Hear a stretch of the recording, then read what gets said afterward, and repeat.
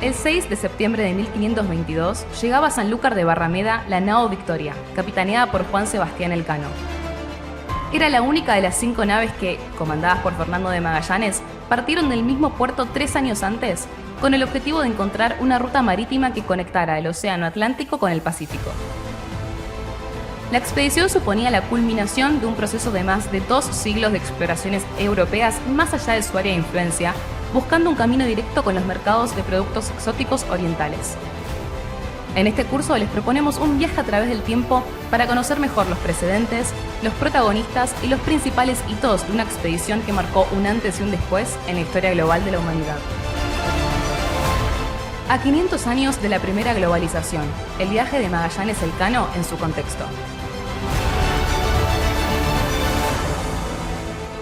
Para conocer bien este proceso de expansión oceánica hay que tener en cuenta, entre otras cuestiones, las de orden económico. El proceso de expansión es una parte del proceso de recuperación europea tras la crisis del siglo XIII. Parte de esa salida va a ser a base de incrementar los procesos de comercialización y lo que ello supondrá también de reforzamiento, por una parte, del mundo burgués y por otra parte, de la intervención de los estados en estas actividades, en un desarrollo de un capitalismo comercial, pero también un capitalismo de tipo mercantilista. La situación arranca también de esa necesidad de encontrar las riquezas asiáticas. Asia era el reducto de los grandes bienes que buscaban los europeos. Y esa posibilidad se ha ido cerrando durante la Baja Edad Media. Primero porque el comercio europeo, a través de la ruta de la seda, va a encontrar una serie de dificultades. El cierre de China por la nueva dinastía Ming de corte nacionalista y por otra parte el establecimiento del poder de Tamerlán en las zonas de las estepas. Eso se añade a que los europeos, además de este comercio lejano, habían encontrado en el fondo del Mediterráneo un nuevo tipo de comercio, el comercio de esclavos. En el Mar Negro había un mercado que va a ser de interés durante la Baja Edad Media. Durante la plena Edad Media había habido un crecimiento demográfico que lo hacía poco necesario, pero la gran crisis del siglo XIV exige de nuevo este tipo de comercio. Este comercio también va a recibir una puntilla en 1453, cuando la caída de Constantinopla cierra esa. El resultado va a ser la traslación de actividad comercial hacia el norte de África, hacia la zona del Magreb, donde terminaban las rutas caravaneras. Por lo tanto, en este ámbito, diríamos, se va a desarrollar ese punto de partida. Efectivamente, podían conseguir productos a través de las rutas caravaneras, pero de forma más cara y a través de intermediarios. Y por lo tanto se va a plantear la posibilidad de obtener esos mismos productos a través de la vía marítima.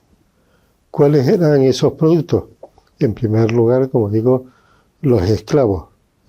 Los esclavos del país de Sudán, es decir, la designación de los musulmanes de los países negros va a ir obteniendo,se en las navegaciones portuguesas, menos castellanas, en estos enclaves, como pueden ser Santa Cruz de la Mar Pequeña, las fortificaciones en el Cabo de Aguer y otros lugares. Esa idea de la necesidad de esclavos luego se traslada a otros ámbitos, por ejemplo, el americano. Colón promete a los reyes que con la mano de obra pues podía sufragar lo que necesitaba de abastecimiento de alimentos, de útiles, etc. Ahora bien, esa idea va a chocar con la comprensión del mundo, del indio americano, con un personaje poco dispuesto a estas tareas que se requerían. Y esto hará que primero los reyes prohíban su exportación, luego el cambio entre distintas regiones y finalmente en 1542 van a detener la esclavitud en este ámbito. Curiosamente, a falta de esta mano de obra, va a nacer el gran comercio de esclavos negros procedentes de África. El segundo de los productos que se buscan en esta región es el oro. El oro era necesario porque el crecimiento de la actividad comercial europea en esta Baja Edad Media requería de esa masa monetaria.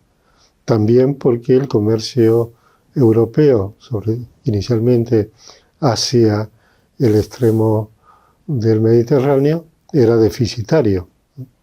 Productos de lujo contra productos naturales o poco transformados requerían que parte del comercio se sufragase con esto. Por lo tanto, se va a desarrollar también la idea de obtener el oro en África. Es el famoso oro de Mali, tal como está recogido en la cartografía, fundamentalmente en el Atlas de Abraham Cresque, y que sabemos que se encuentra en las regiones altas del Níger y del Senegal.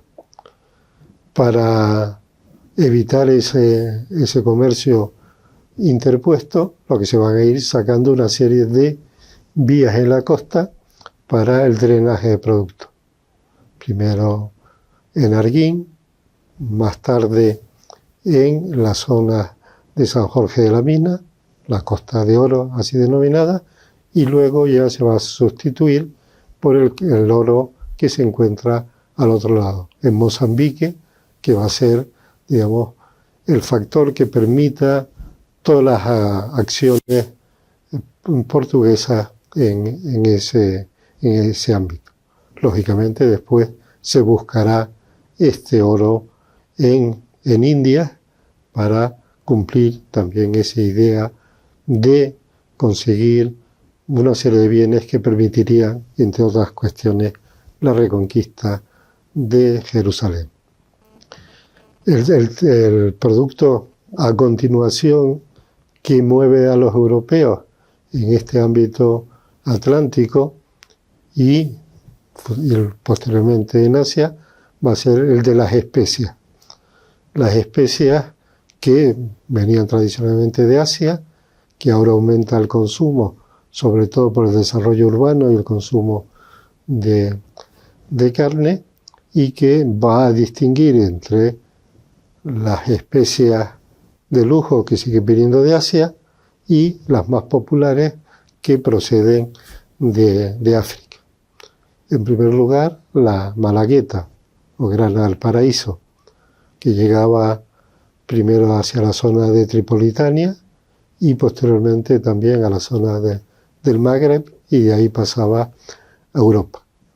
Lo que van a hacer los europeos va a ser llegar a esta zona fundamentalmente o inicialmente a través del navegante Urso di Mare, un italiano al servicio de Portugal, y con esa nueva remesa podríamos facilitar también ese comercio de especias. Va a tener en cuenta llamado la pimienta de Benín, llamada falsa pimienta, pimienta de rabo, aunque era el mismo producto. Aquí también los portugueses van a ir encontrando las zonas de producción, más al sur de la zona mandinga, que era la de la Malagueta, y que al final tendrá reflejo en también la cartografía. Encontramos una costa del oro, una costa de la grana, una costa ahora de este nuevo producto asiático, africano. Como digo, todo eso llevará a un interés por llegar también a los productos de lujo asiáticos. Esos productos de lujo, como digo, se van a aprovechar a lo largo de este recorrido por el Índico. Ya desde las costas de Goa y Ceilán se aprovecha la canela. Posteriormente, al llegar a Malaca, ya aparecen otros productos, también en Madagascar, como es el clavo, y, como digo, tal es la importancia que explicaría en buena parte también esos viajes y el propio Magallanes hacia las islas de la especiería. Esas islas de la especiería que en árabe era Yazira al-Muluk, la isla de los reyes, y que las fuentes primero portuguesas, luego castellanas, denominarán como Moluco, Malucas, etc.